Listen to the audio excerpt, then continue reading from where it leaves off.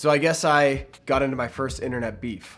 I've got this YouTuber calling me out, a guy by the name of Dave Ramsey, and he's calling me a thief for working 2 full-time jobs at the same time. And I want to work from home where I don't really work, but I'm at home and I still collect a check.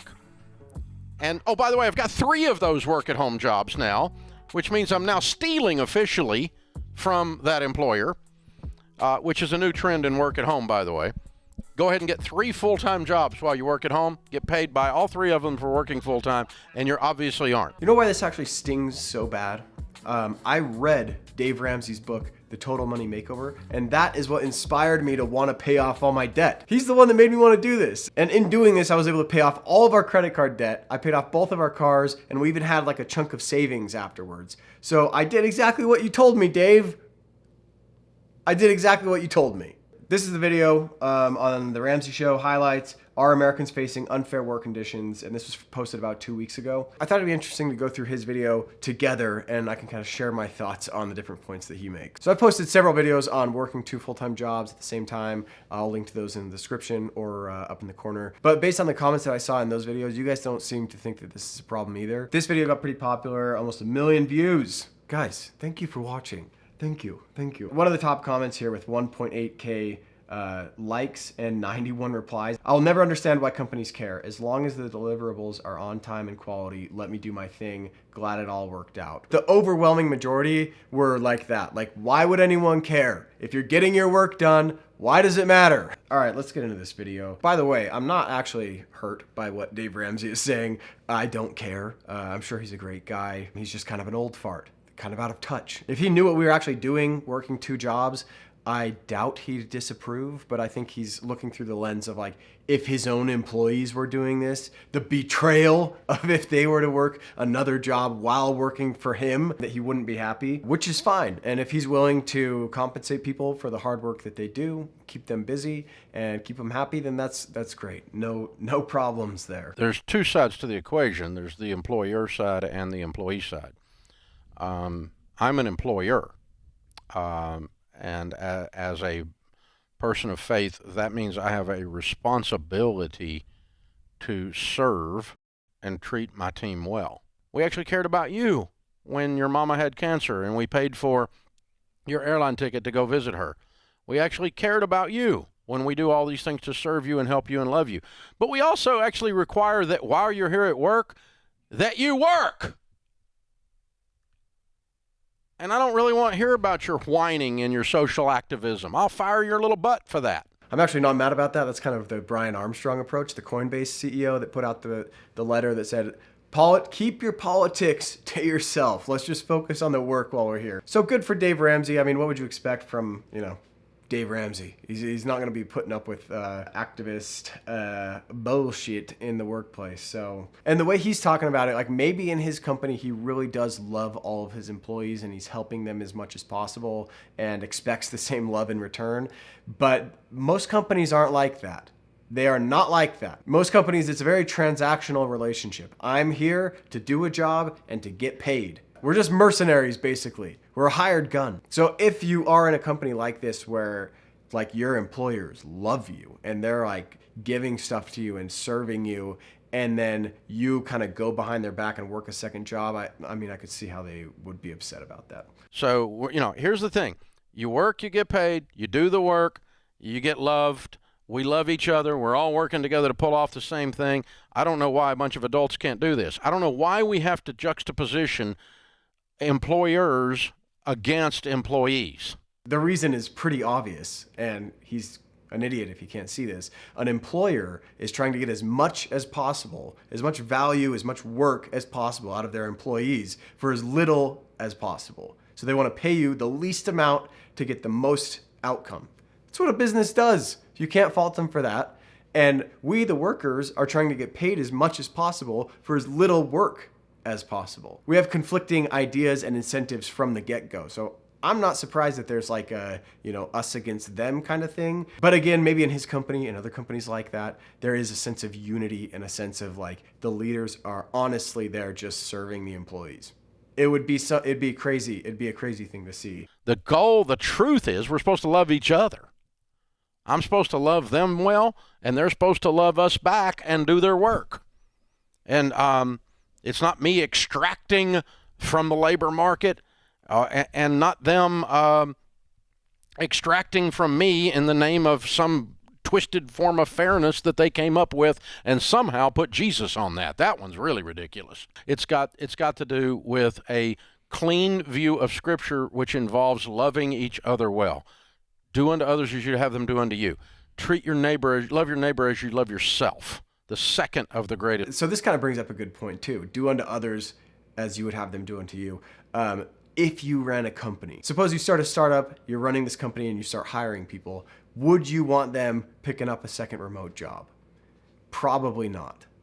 You probably wouldn't be okay with it. Well, it was at this moment that my mind was blown, torn between right and wrong, just and unjust. What is the right answer? I think I can honestly say I haven't been in that situation, but that I would be okay with it. As long as that person is doing for me what I expect of them. And it almost is the responsibility of the company to be measuring and monitoring the work from that person to determine if it's enough, if they're holding up their end of the deal. But yeah, I think if I ran a company and some developer or some designer was working for another company at the same time, but they were doing fantastic work for me and I was completely happy with it, then why would I have a problem with it? I think that the people from this generation think that it's not full time, it's full mind. It's everything. Give everything to the company in exchange for this salary. And that's just not the way that we are thinking now. The loyalty between employer and employee, it doesn't go both ways. There's a fair market price for a given role. Like for me, I'm a senior UX designer, and you can go out and you can research what is the fair market, like what is the range that someone like me should be paid. If you're content to do the work and get paid less than what you could potentially be making, then they're totally happy to pay it. They're totally happy to sit back and yes, thank you.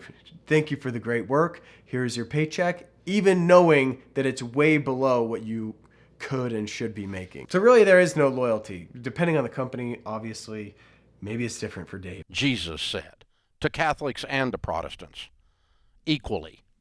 And so, this idea that all employers are evil and should be punished and all form because for some of these little snowflakes, work at all is unfair. It's not fair that we have to work to live, Dave. It's unfair that you require me to work while I'm at work. Like, is anyone actually saying that? Does anyone think that I shouldn't have to work at all and you should just provide for me? I think that's a pretty dumb point to bring up, and it's almost like lumping everyone into this like, oh, they don't even want to work. They don't want to work for me. They're lazy. That's kind of like the first base that you need to cover if you're going to try to work 2 remote jobs is you have to do great work. You have to keep both companies happy and do really good work for them. So I'm not saying in any way that you shouldn't work. And I want to work from home where I don't really work. But I'm at home and I still collect a check. And, oh, by the way, I've got 3 of those work-at-home jobs now, which means I'm now stealing officially from that employer. Which is a new trend in work at home, by the way. Go ahead and get 3 full-time jobs while you work at home. Get paid by all 3 of them for working full-time, and you obviously aren't. While you sit on your moral high horse. That's called stealing, okay? That's a lack of integrity, to say the least. You're a thief. There it is. So there's this assumption that if you're working from home, that you're not getting anything done, you're not actually working. And that might be true in a lot of cases, but it goes back to the company. Is the company happy with your work? If they're happy, then what's the problem? If they're not happy, then they should fire those people that aren't working. It's pretty straightforward. So he says, go out, get 3 full-time remote jobs and get paid like you're working full-time for all of them when you're obviously not. It brings up the question, again, of what is the company actually paying you to do? Are they paying you to sit at your computer from 9 to 5? That's full-time, right? But if I sat at my computer and worked from 9 to 5, and didn't have good outcomes, then they wouldn't be happy with me. I think this is a generational thing that they think like if you're in the office, then you are working. They don't get the level to which we can not work while in the office.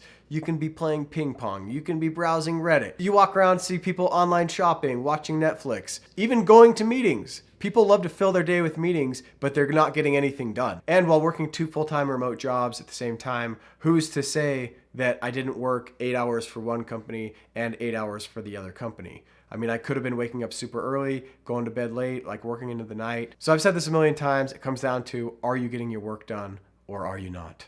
And if you're not getting your work done, then your company should fire you. I wanted to play this part from the Joshua Fluke video because I think he explains it really well. Again, I'll link to his video in the description so you can go watch the whole thing if you want. Some full-time jobs you probably can't overlap because of how you're paid. If you're getting paid to work 1 hour at one company and then 1 hour at another company, then you usually... well, you can't work the same hour for each company. Now, if you're being paid salary, it's a different story. This comes directly from the U.S. Department of Labor Wage and Hour Division. If we come down here, we can see the salary basis requirements section. Here's where it defines what a salary is. Being paid on a salary basis means an employee regularly receives a predetermined amount of compensation each pay period on a weekly or less frequent basis. The predetermined amount cannot be reduced because of variations in the quality or quantity of the employee's work. Subject to exceptions listed below, an exempt employee must receive the full salary for any week in which the employee performs any work, regardless of the number of days or hours worked. So how is this stealing, Dave? You're not getting paid by hours. A lot of companies say they want a full-time 40 hours. This is their expectation of hours they want you to work. But that's, again, not how you're being paid. In my view, if someone gets the amount of work done that meets your expectations and you're happy with the product, that's all that matters. Are the employees available? Are they reliable? Are they putting out quality work? Why does it matter if you do that for multiple companies, assuming you aren't breaking any contracts you signed, any non-competes, or any NDAs? I think that's really well said. If they're getting the work done that you're paying them to do and you're happy with the work that they're doing, and they're reliable, available, they're putting out quality work, then what else matters? And I think there's going to continue to be this debate. I obviously think that there's nothing wrong with it, that if you can pull it off, that it's a pretty good gig. You can check out all my videos that I've made on it. Again, linked up in the corner and then down in the description. That's all I've got for the video today. Just wanted to share the Dave Ramsey clip, and I appreciate you watching. Talk to you in the next one. Bye.